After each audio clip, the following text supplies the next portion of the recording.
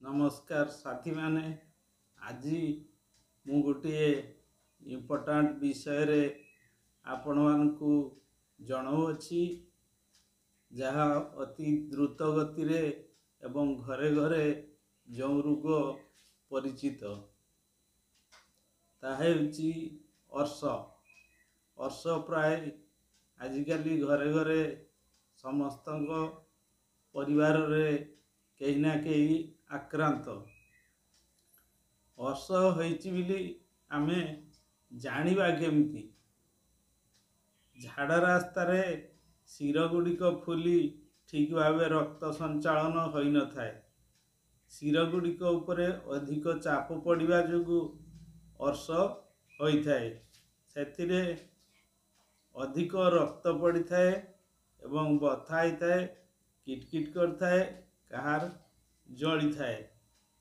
आउ कहार कहार अधिक रक्त पड़िबा जोगु मुंड बुलाई थाए आउ कमर बथा मध्य होई थाए।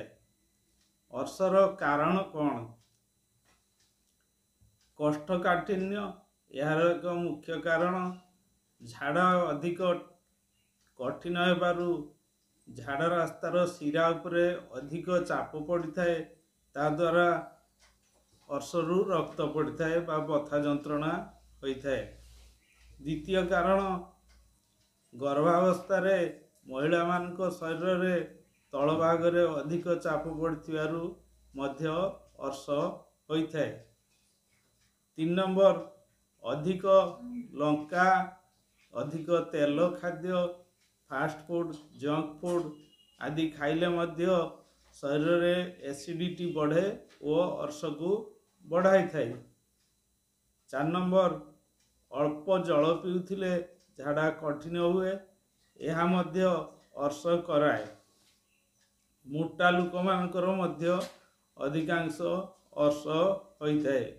अधिक वजन थिले शरीर तल भाग रे अधिक चाप पड़ी अर्श होई थाए।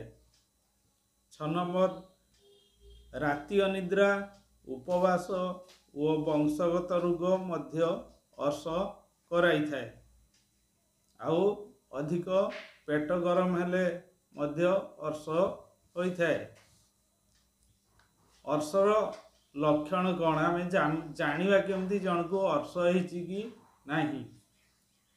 झाड़ा समय रे झाड़ा रास्ता रे प्रचंड बथा हेले आमे ताहा अर्श होइछि बोली जानि थाउ। एही बथा 10 मिनिट रु 5 घंटा 6 घंटा पर्यंत मध्य कार होई थाए। द्वितीय झाड़ा सह रक्त पड़िबा रक्त कहार कहार 2-3 दिन ले थरे पड़े आउ कहार कहार प्रत्येक दिन मध्य रक्त पड़ता है एवं झाड़ा रास्ता जलिबार अनुभूति हेबा एवं किटकिट डाकिबा। अर्श को केमिति आमे रोकी परिबा? प्रतिदिन 3 रु 4 लिटर पानी पीवा ता सहित फल सबुज पनीपरिबा सालाड अधिक खाद्य खाइबा प्रत्येक दिन किछ समय योग व्यायाम करिबा तेलिया खाद्य और फास्ट फूड कम करिबा अधिक उपवास और राति अनिद्रा रु दूरे रहिबा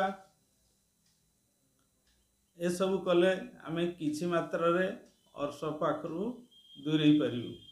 होमियोपैथी औषध नियमित किछि दिन खाइले अर्श रोगरु आमे संपूर्ण एवं सुरक्षित भाव रे आरोग्य लाभ निश्चित करि परिबा।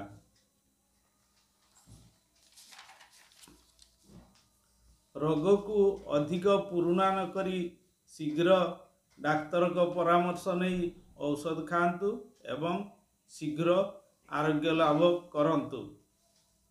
आमर homeopathy clinic Baleshwar जिल्लार bus stand निकट रे अछि। आपण सेतिरे कांटेक्ट करिकी आसी पारंती। तले आमर फोन नंबर दिया आइछि एवं जे दूर रे अछि आसी पारुनी सी स्पीड पोस्ट माध्यम रे मध्य ଔଷଧ ନେଇପାରିବେ। ଏତିକି କହି ସେ କଟ୍ କର।